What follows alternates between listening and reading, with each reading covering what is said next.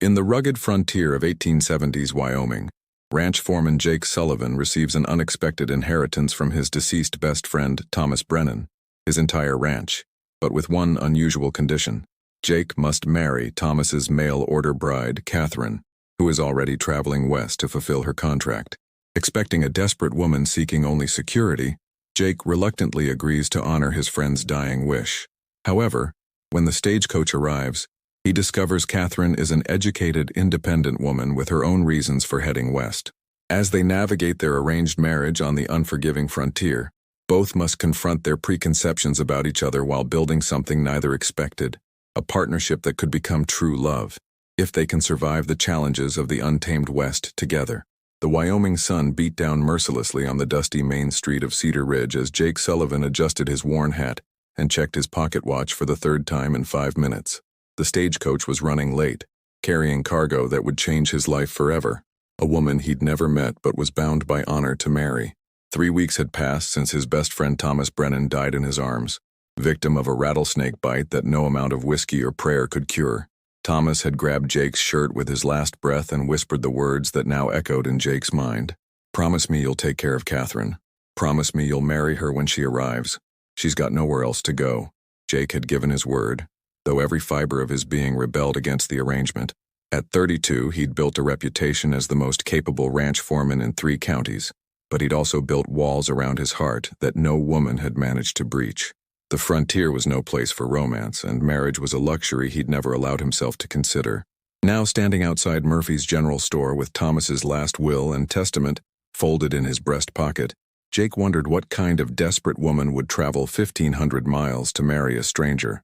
The letter from the matrimonial agency had described Catherine O'Malley as suitable for frontier life and experienced in domestic duties, but those words painted the picture of a spinster seeking security rather than love. The sound of approaching hoofbeats and creaking wheels broke through his brooding thoughts. Jake straightened his shoulders and walked toward the edge of town where the stagecoach would stop. A small crowd had gathered. News traveled fast in a settlement of barely 300 souls, and everyone knew about Thomas's unusual bequest. "You sure about this, Jake?" called out Doc Williams, wiping his hands on a blood-stained apron as he emerged from his clinic. "Ain't too late to change your mind." Jake's jaw tightened. "A man's word is his bond, Doc. Thomas saved my life more than once. This is the least I can do for him." The stagecoach rounded the bend, its wooden wheels kicking up clouds of red dust. Driver Pete Morrison cracked his whip above the heads of the 4 exhausted horses as they pulled into the small station. The coach swayed to a stop, and Jake felt his stomach clench with nervous anticipation. Pete climbed down from his perch and tipped his hat. "Afternoon, Jake. Got your package here, along with a few other passengers." The door swung open, and Jake held his breath. First to emerge was a traveling salesman Jake recognized from previous visits, followed by an elderly woman clutching a carpet bag. Then a gloved hand appeared, grasping the doorframe, and Jake got his first glimpse of Catherine O'Malley. She was nothing like he'd imagined. Catherine stepped down from the coach with fluid grace, her dark green traveling dress modest but well-tailored, suggesting means beyond what he'd expected from a mail-order bride. Auburn hair was pinned back neatly beneath a matching hat, and when she turned to survey the town, Jake caught sight of intelligent green eyes that held no trace of the desperation he'd anticipated. She was beautiful, but more than that, she carried herself with a confidence that seemed completely at odds with her circumstances. This was not a woman fleeing poverty or scandal. This was a woman who'd made a calculated decision, and Jake found that somehow more unsettling than if she'd been exactly what he'd expected. Catherine's gaze swept across the gathered townspeople before settling on Jake. Recognition flickered in her eyes. Perhaps Pete had pointed him out, or maybe Thomas had described him in his letters. She walked toward him with measured steps, her chin held high despite the curious stares of the onlookers. "Mr. Sullivan." Her voice carried a slight Irish accent, melodic but controlled. "I'm Catherine O'Malley. I believe you were expecting me." Jake removed his hat and nodded curtly. "Ma'am, I'm sorry for your loss. Thomas spoke of you often." The lie came easily. Thomas had mentioned his mail-order bride only in passing and never by name. "Thank you." Catherine's expression remained composed, but Jake caught a flicker of something. Grief, perhaps, or disappointment. "I understand there have been some changes to our arrangement." "Yes, ma'am. Thomas asked me to honor his commitment to you. If you're willing, we can proceed to the church. Reverend Matthews is waiting." For For the first time since stepping off the stagecoach, Catherine's composure cracked slightly. Her gloved hands tightened around her reticule, and she glanced back at the coach as if considering her options. I see. And if I'm not willing? The question hung in the air between them. Jake had assumed she'd be grateful for any offer of marriage and security, but Catherine O'Malley was clearly a woman accustomed to having choices. Then Pete will take you back to Cheyenne on tomorrow's coach, and I'll pay your fare wherever you want to go. Catherine studied his face for a long moment as if weighing his sincerity. The crowd around them had grown restless, sensing drama in the unexpected delay. Before I decide, Catherine said finally, I'd like to know something about the man I'm being asked to marry. Thomas wrote that you were his dearest friend and the most honorable man he'd ever known. But honor alone doesn't make a marriage. Jake felt heat rise in his cheeks. He'd expected gratitude, not an interrogation. What would you like to know? Why did you agree to this arrangement? Surely a man in your position could find a wife through more conventional means. The directness of her question caught him off guard. Around them, the townspeople leaned in, clearly fascinated by this turn of events. Thomas was like a brother to me, Jake said carefully. He saved my life during an Apache raid 5 years ago. When he asked me to take care of you, I gave my word. That's all there is to it. I see. Catherine's green eyes never left his face. And what exactly does taking care of me entail in your mind, Mr. Sullivan? Jake's discomfort was growing by the minute. This conversation should have taken place in private, not as entertainment for half the town. You'd have a home, food, protection, he said. All the security Thomas intended to provide, but not a husband in any real sense. The blunt statement hung between them like a challenge. Jake felt every eye in the crowd upon him as he struggled to find the right words. Ma'am, I'm not sure this is the place for such a discussion. Catherine glanced around at their audience and nodded. You're quite right. Perhaps we could speak privately before making any decisions? Jake gestured toward Murphy's store. We could use the back room. Murphy won't mind. As they walked toward the store, Jake caught fragments of whispered conversations among the onlookers. This wasn't how he'd imagined this day would go, and he had the unsettling feeling that Catherine O'Malley was about to upend every assumption he'd made about their arrangement. The back room of Murphy's store smelled of coffee beans and leather goods. Catherine took the offered chair while Jake remained standing, his hat still in his hands. Now then, Catherine said, folding her hands in her lap. Let's speak plainly, shall we? Like this video if you're enjoying this Western tale, subscribe for more frontier stories, and comment below to let us know where in the world you're watching from. I appreciate your directness, Miss O'Malley, Jake began, setting his hat on a nearby barrel. Though I admit I'm not sure where to start. Perhaps with the truth, Catherine replied, her green eyes never wavering from his face. You agreed to marry me out of obligation to your friend, not out of any desire for a wife. Is that correct? Jake shifted uncomfortably. Most women would have been offended by such an arrangement, but Catherine spoke as if she were negotiating a business contract. That's accurate, he admitted. Thomas made me promise, and I don't break my promises. Good. I respect that quality in a man. Catherine smoothed her skirts and continued. Now I should tell you that I didn't travel 1,500 miles seeking a love match either.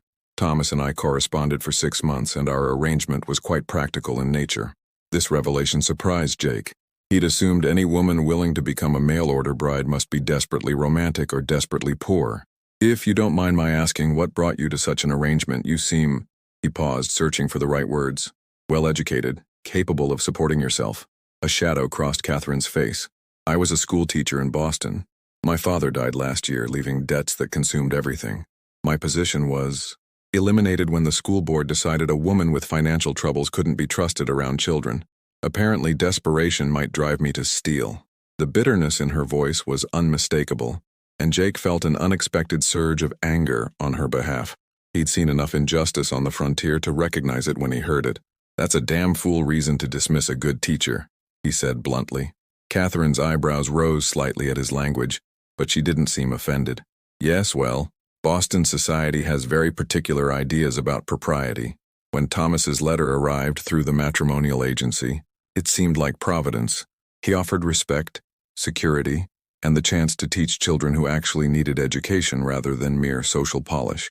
And now I find myself in an even stranger situation than I'd originally accepted. Catherine leaned forward slightly. Mr. Sullivan, I need to know your intentions. If we marry, what would our arrangement actually be? Jake rubbed the back of his neck, wishing Thomas were there to explain what he'd gotten them both into. I haven't given it much thought beyond honoring my promise. You'd live at the ranch. It's a good-sized spread with a comfortable house. You'd have your own room, of course. I'd expect nothing from you that you weren't willing to give. And children? The question hit Jake like a physical blow. He'd never seriously considered having children. The frontier was too dangerous, too unpredictable.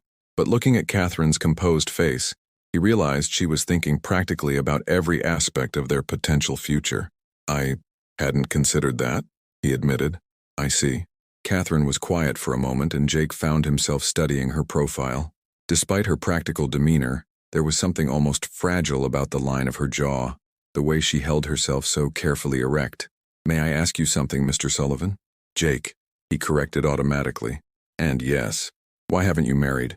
You're clearly established, respected in the community. Surely there were opportunities. Jake looked away, focusing on a saddle hanging from the wall. It was a fair question, but not one he enjoyed answering. The frontier takes what it wants, he said finally. I've seen too many good women die in childbirth, too many children orphaned by disease or violence.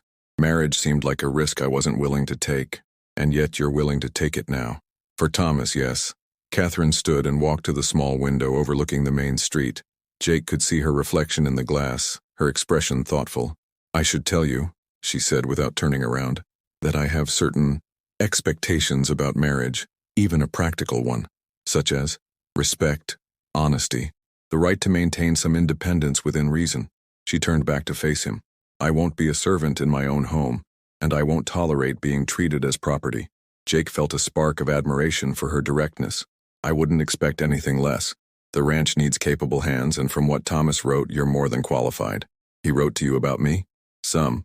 Said you were intelligent, hardworking, and not afraid of challenges. Jake paused. He also said you had a good laugh and could outthink most men he'd known. For the first time since stepping off the stagecoach, Catherine smiled. A real smile that transformed her entire face. Thomas was kind in his letters, perhaps overly so. The smile faded as quickly as it had appeared. Mr. Sullivan, Jake, I need to know one more thing before I decide. What's that? Can you honestly say you're prepared to build something real with me? Not just honor a promise, but actually try to make a life together? Catherine's voice was steady, but Jake caught the vulnerability beneath her words. Because I won't marry a man who sees me as nothing more than an obligation to be endured. The question hung between them in the dusty air of the storage room. Outside, Jake could hear the normal sounds of the town. Horses, voices, the creak of wagon wheels. Normal life continuing while his own stood balanced on the edge of irrevocable change. He looked at Catherine O'Malley, really looked at her, and saw not the desperate mail-order bride he'd expected, but a woman of substance who'd faced adversity with courage and dignity. She deserved better than a marriage born solely of duty.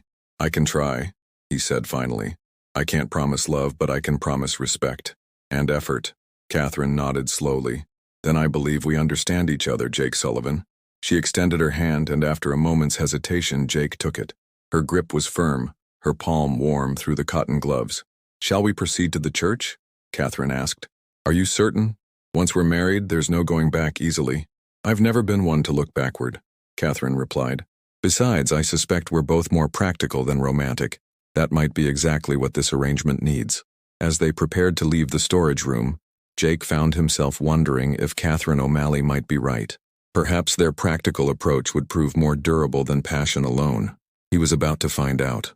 The wedding ceremony at Cedar Ridge's small wooden church was unlike anything Jake had imagined for himself. Reverend Matthews, a kindly man with graying whiskers, had hastily gathered a handful of witnesses from among the townspeople who'd lingered after Catherine's arrival. Mrs. Henderson, the schoolmaster's wife, stood as Catherine's witness, while Doc Williams reluctantly agreed to stand for Jake. Dearly beloved, Reverend Matthews began, his voice echoing in the modest sanctuary. We are gathered here today to witness the union of Jacob Sullivan and Catherine O'Malley in holy matrimony. Jake found himself stealing glances at his bride throughout the brief ceremony. Catherine stood straight and composed, her hands steady as she held a small bouquet of wildflowers that Mrs. Henderson had quickly gathered from behind the church. Her voice was clear and unwavering as she spoke her vows, though Jake noticed she kept her eyes fixed on the Reverend rather than looking at him directly. When the time came to exchange rings, Jake realized with embarrassment that he had nothing to offer. Catherine, however, quietly slipped a simple gold band from her own finger, a piece that had clearly belonged to her mother. judging by its worn elegance, and handed it to the Reverend to bless. "With this ring I thee wed," Jake said, sliding the band onto Catherine's finger. It fit perfectly, as if it had been meant for her all along. "You may kiss the bride," Reverend Matthews announced with a gentle smile. Jake hesitated for a moment before leaning down to brush his lips briefly against Catherine's cheek. It was a chaste kiss, appropriate for their practical arrangement, but he caught a hint of lavender from her hair that stirred something unexpected in his chest. The small congregation offered polite congratulations as they signed the marriage certificate. Mrs. Henderson pressed a wrapped bundle into Catherine's hands. "Just some biscuits and preserves for your first meal together, dear," while Doc Williams clapped Jake on the shoulder with what might have been sympathy. As they walked out into the afternoon sunshine, Jake realized he had no clear plan for what came next. The ranch was a 2-hour ride from town, and Catherine was hardly dressed for such a journey. "I arranged for a room at the boarding house," Catherine said quietly, as if reading his thoughts. "I assumed we wouldn't be traveling to the ranch today." "That's practical," Jake replied, then felt foolish for stating the obvious. "I'll stable my horse and we can, well, I suppose we should discuss arrangements." The boarding house was run by Martha Kowalski, a Polish immigrant whose husband had died in a mining accident 3 years prior. She'd built a reputation for discretion and comfortable accommodations, making it the natural choice for travelers who could afford better than the rough saloon rooms. "Congratulations, Mr. and Mrs. Sullivan," Martha said warmly, as she handed them the key to the largest room. "I've prepared the bridal suite. Fresh linens, hot water for washing, and I'll have supper ready at 6 if you'd like." Jake felt heat rise in his neck at the implications of the bridal suite, but Catherine accepted the key with gracious composure. "Thank you, Mrs. Kowalski. That's very thoughtful." The room was indeed prepared for newlyweds, with flower petals scattered across the bed's white quilt and candles arranged on the small table by the window. Jake stood awkwardly by the door while Catherine set down her traveling bag and looked around the space. "I can sleep in the stable," Jake said abruptly. "Or perhaps Mrs. Kowalski has another room available." Catherine turned to face him, one eyebrow raised. "That would certainly give the townspeople something to talk about, wouldn't it? The groom who couldn't bear to spend his wedding night under the same roof as his bride." "I don't want you to feel uncomfortable," Jake said. "I appreciate that, but I'm not made of spun glass, Jake. We're both adults who've entered into this arrangement with clear expectations." Catherine gestured toward the bed. "You take the bed. I'll make a pallet by the window. It won't be the first time I've slept on hard ground." The matter-of-fact way she addressed their sleeping arrangements both relieved and unsettled Jake. Most brides would have been either terrified or indignant at the situation, but Catherine simply began arranging blankets as if she were setting up camp on the trail. "Tell me about the ranch," Catherine said as she worked. "What should I expect tomorrow?" Jake settled into the room's single chair, grateful for the distraction of practical conversation. "It's about 2,000 acres, mostly grazing land for cattle. The house is solid. Thomas built it himself with help from the hands. 3 bedrooms, a good kitchen, a parlor with a stone fireplace. There's a vegetable garden that's been neglected since Thomas got sick and a small orchard. How many ranch hands? 4 regulars, plus seasonal help during roundups. Good men, all of them. They respected Thomas, and they'll respect you as long as you prove yourself capable." Catherine paused in her arrangements. "And if I don't prove myself capable, then we'll face that problem when we come to it," Jake said honestly. "But from what I've seen today, I don't think that's likely to be an issue." A knock at the door interrupted their conversation. Jake opened it to find Martha Kowalski holding a tray with coffee and sandwiches. "I thought you might be hungry," she said with a knowing smile, "and I wanted to let you know that Dr. Williams mentioned your wife is a school teacher. We've been without a teacher for nearly a year since Miss Peterson married and moved to Denver. The school board would be very interested in speaking with her." Catherine looked up with obvious interest. "What age children?" 6 to 15, usually about 20 students total. The schoolhouse needs some repair work, but it's structurally sound. Pay isn't much, but it would be steady income." After Martha left, Catherine sat on the edge of the bed with obvious excitement. "I hadn't dared hope there might be teaching opportunities so soon." "Thomas was right," Jake said. "The children here do need proper education. Most of the parents can barely read themselves. Would you mind if I took the position?" The question surprised Jake. He'd assumed Catherine would want to work, given her background, but her asking his permission reminded him that as her husband, he now had legal authority over such decisions. "I'd mind if you didn't take it," he said firmly. "Your skills are needed here, and keeping busy will make the adjustment easier for both of us." As the sun set outside their window, Jake found himself reassessing everything he'd expected about married life.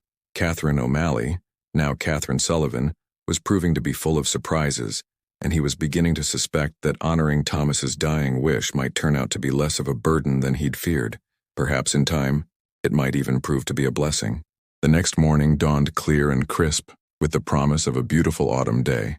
Catherine woke before Jake, quietly dressing in her most practical traveling outfit, a dark blue wool dress with a shorter skirt suitable for riding. She'd braided her auburn hair tightly and pinned it securely beneath a simple bonnet, preparing herself for the journey to what would now be her home. Jake stirred as she was lacing her boots. "You're an early riser," he observed, sitting up and running a hand through his dark hair. "Old habit from teaching. Children require punctuality." Catherine straightened and smoothed her skirts. "I've been thinking about the logistics of moving to the ranch. My trunk is still at the depot. We'll collect it on our way out of town. I've arranged for a wagon. Figured it would be more comfortable for you than riding horseback for 2 hours." After a simple breakfast of eggs and biscuits at Martha's table, they made their way to Murphy's store to gather Catherine's belongings and purchase supplies.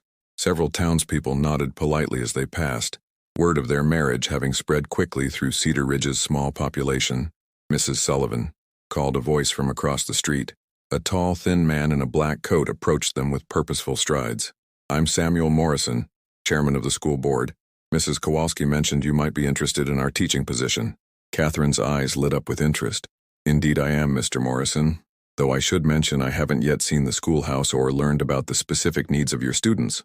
Would you have time this morning for a brief tour?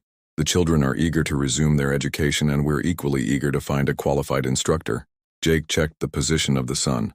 "We can spare an hour," he said, "but I'd like to reach the ranch before evening." The schoolhouse stood at the edge of town, a modest one-room building with windows on 3 sides and a small bell tower.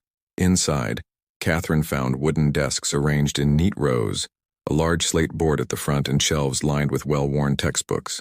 "The previous teacher left behind most of her materials," Morrison explained. "Books, slates, chalk. The older children help with the younger ones, which has been necessary given our irregular teaching situation." Catherine walked slowly around the room, running her fingers along the desk surfaces and examining the books. Jake watched her transform before his eyes. Her posture straightened, her voice took on an authoritative tone, and her eyes sparkled with genuine enthusiasm. "What subjects are typically covered?" she asked. "Reading, writing, arithmetic, basic geography, and history. Some of the older boys receive additional instruction in practical mathematics for commerce and land management. And the girls?" Morrison looked uncomfortable. "Well, the usual domestic skills naturally. Sewing, basic cookery, household management." "I see." Catherine's tone remained neutral, but Jake caught the slight tightening around her eyes. "When would classes begin?" "Monday next, if you're willing. The pay is $30 monthly plus a small budget for supplies." It wasn't much money, but Jake could see Catherine calculating how far it might stretch. In Boston, she'd probably earned more, but here it represented genuine independence. "I'll need Sunday to prepare lesson plans and organize materials," Catherine said. "But yes, Mr. Morrison, I accept the position." After completing the arrangements, they loaded Catherine's trunk and several crates of supplies into the wagon Jake had rented. The ride to the ranch gave Catherine her first real view of the country that would be her new home. The landscape was vast and open, with rolling hills covered in golden grass that swayed in the autumn breeze. Cattle dotted the pastures in small groups, and Jake pointed out the boundaries of his property as they traveled. Mountains rose in the distance, their peaks already dusted with early snow. "It's beautiful," Catherine said, and Jake was surprised to hear genuine appreciation in her voice. "So much space. In Boston, you could barely see the sky for all the buildings." "Gets lonely sometimes," Jake admitted, "especially in winter when the snow keeps you close to the house for weeks at a time. I'm not afraid of solitude. Some of my happiest hours were spent reading by the fire while storms raged outside." As they crested a low hill, the Sullivan Ranch spread out before them. The house was larger than Catherine had expected, a 2-story structure built from local stone and timber, with a wide porch and several outbuildings clustered nearby. Smoke rose from the chimney, indicating someone was keeping the fires burning. "Miguel Santos manages the day-to-day operations," Jake explained as they approached. "His wife Elena keeps house and cooks for the hands. They've been with the ranch for 8 years. Good people." A man emerged from the barn as they pulled up to the house. Miguel Santos was compact and weathered, with graying hair and intelligent brown eyes. He approached the wagon with obvious curiosity. "Miguel, I'd like you to meet my wife, Catherine," Jake said as he helped her down from the wagon. "Catherine? Miguel runs this place better than I do." Miguel removed his hat and nodded respectfully. "Welcome to the ranch, Mrs. Sullivan. Elena is inside preparing supper. She's very excited to have another woman around. I'm looking forward to meeting her," Catherine replied warmly. As they unloaded her trunk, Jake noticed Catherine studying everything with careful attention. The condition of the buildings, the organization of the work areas, the quality of the animals visible in the corrals. She wasn't just observing, she was evaluating, and he found himself wondering what conclusions she was drawing.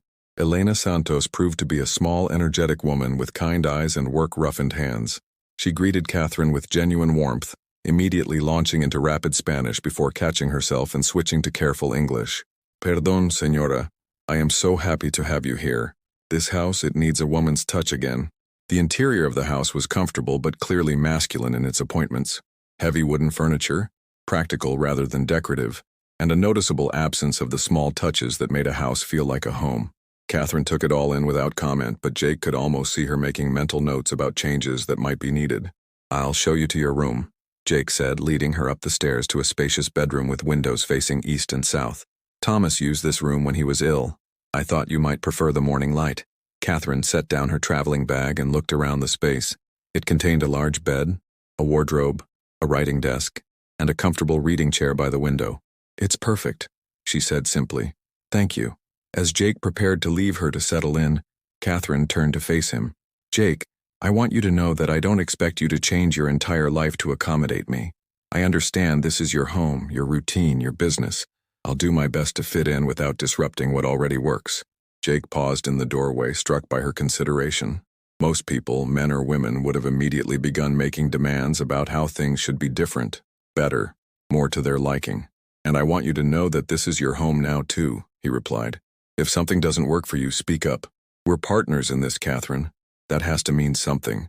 As he closed the door behind him, Jake found himself thinking that perhaps this arrangement might work better than either of them had dared hope. Outside, the sun was setting over the ranch, painting the sky in shades of gold and crimson. It struck him that it was the first sunset of his married life, and somehow that seemed significant. Catherine's first week at the ranch passed in a blur of adjustment and discovery.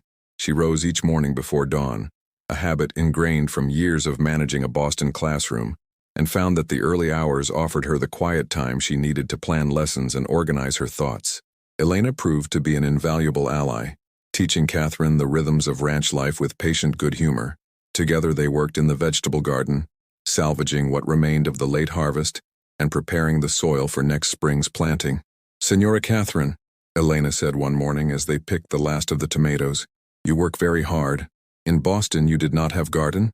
"No garden, no," Catherine replied, wiping dirt from her hands. "Only a small window box with herbs. Everything else came from the market." Elena clicked her tongue sympathetically. "Here, we grow what we eat. Is better, see?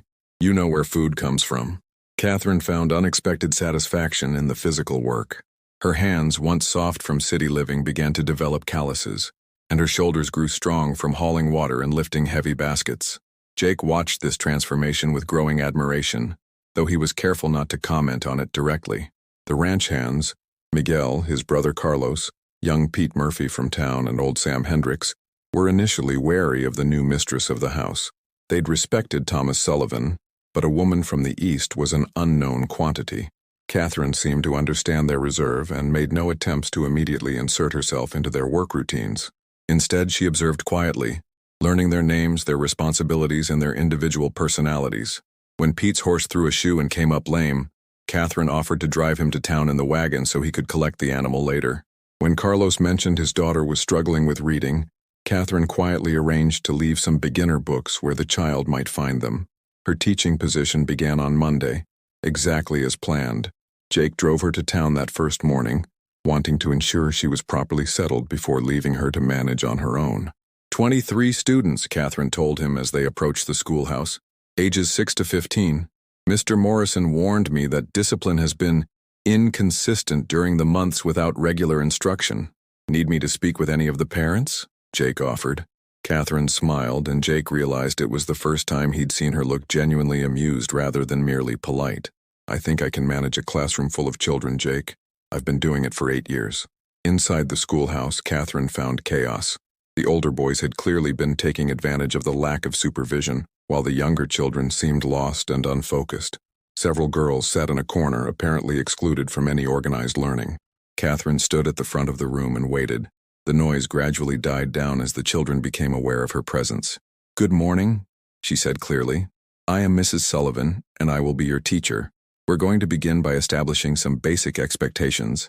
By the end of that first day, Catherine had separated the students into appropriate learning groups, assessed their individual skill levels, and established a routine that would allow her to provide instruction to multiple age groups simultaneously.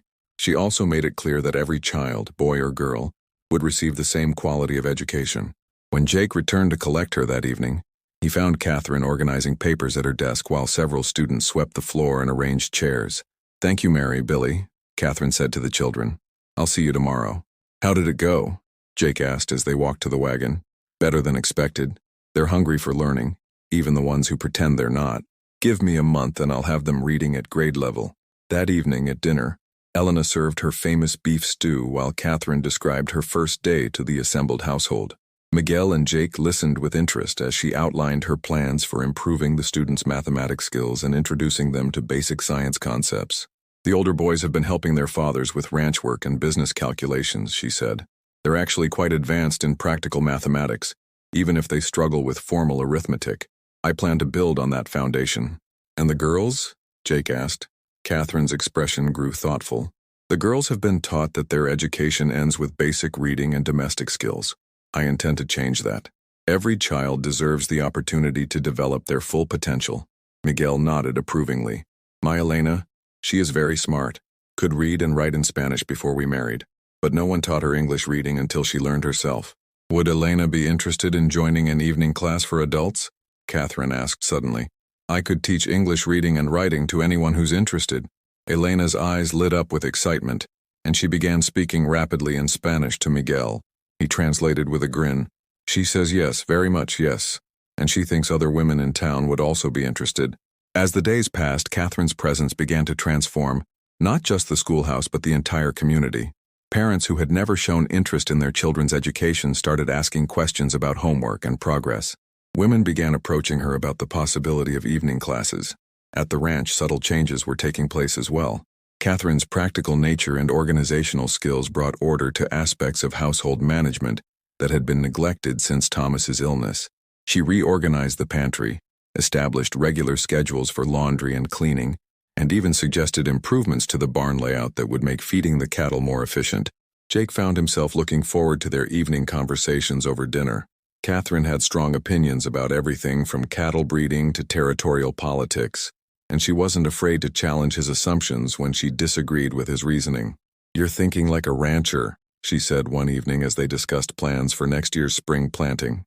"But you're not considering the economic implications of the railroad extension. When the tracks reach Cedar Ridge, everything changes. Land values, shipping costs, market accessibility. You think we should expand the operation?" "I think you should diversify. Cattle will always be profitable, but what about horses? Training stock for the cavalry units? Or developing a breeding program for quality saddle horses?" Jake stared at her across the dinner table, struck by the sophistication of her thinking. "Where did you learn about horse breeding?" "My father managed a stable in Boston before he died. I grew up around horses and I understand bloodlines and training methods." Catherine paused, then added quietly, "I've been watching your animals, Jake. You have excellent stock, but you're not maximizing their potential." It was moments like these that reminded Jake how little he actually knew about his wife. Every day seemed to reveal new depths to Catherine O'Malley Sullivan, and he was beginning to realize that Thomas's choice had been far more insightful than he'd initially understood. That night, as he sat on the porch listening to the sounds of the ranch settling down for the night, Jake found himself thinking about the future with a sense of anticipation rather than mere obligation. Catherine had kept every promise she'd made during their wedding day conversation. She'd proven herself capable, independent, and supportive without being demanding. More than that, she'd brought intelligence and fresh perspective to challenges he'd been facing alone for too long. 3 weeks into their marriage, Jake was beginning to suspect that honoring Thomas's dying wish might turn out to be the best decision he'd ever made. Whether Catherine felt the same way remained to be seen, but Jake found himself genuinely hoping that their practical arrangement might eventually grow into something deeper and more meaningful. For the first time since Thomas's death, the future looked bright. The first snow of winter arrived early that year, blanketing the ranch in pristine white that transformed the familiar landscape into something magical. Catherine stood at the kitchen window watching Jake and Miguel work to bring the cattle closer to the barn, their breath visible in the crisp morning air. "Storm coming?" Elena said, joining her at the window. "Jake, he worries about you getting to school in this weather." It had been 6 weeks since their wedding, and Catherine had established herself as an indispensable part of both the ranch and the community. Her evening classes for adults had grown to include 12 women and 3 men, including Elena, who was progressing rapidly in her English reading skills. The school board had already approached Catherine about continuing her position permanently, impressed by the dramatic improvements in student performance and behavior. Even the most skeptical parents had been won over when their children began demonstrating knowledge and skills they'd never expected to see.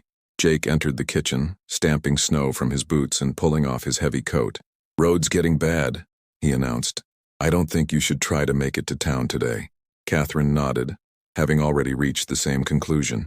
"I'll send word with Pete when he goes in for supplies. The children will understand." "Actually," Jake said, hanging his coat on a peg by the door, "I've been meaning to talk to you about something."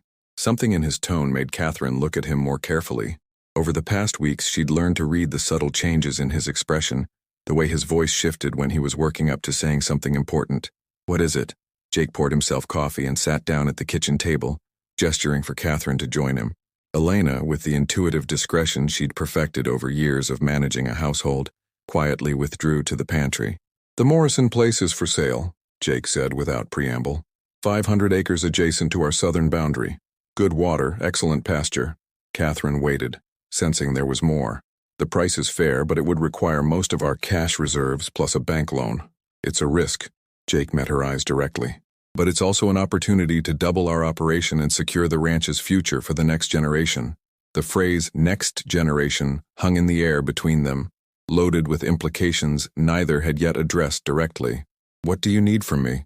Catherine asked simply. Jake was quiet for a long moment, and Catherine realized this conversation was about more than land purchases. "When I married you," he said finally, "I thought I was fulfilling an obligation to my best friend. I expected exactly what we agreed on, a practical arrangement that would benefit us both without requiring anything deeper." Catherine's heart began to beat faster, but she kept her expression neutral. "And now? Now I find myself consulting you on every major decision because your judgment is better than mine. I look forward to our conversations more than anything else in my day. I worry about your safety when you're away from the ranch, and I feel proud when I see how much the community respects you." Jake stood up and walked to the window, looking out at the snow-covered landscape. "What I'm trying to say, Catherine, is that this marriage has become real for me. Not just a legal arrangement, but a true partnership.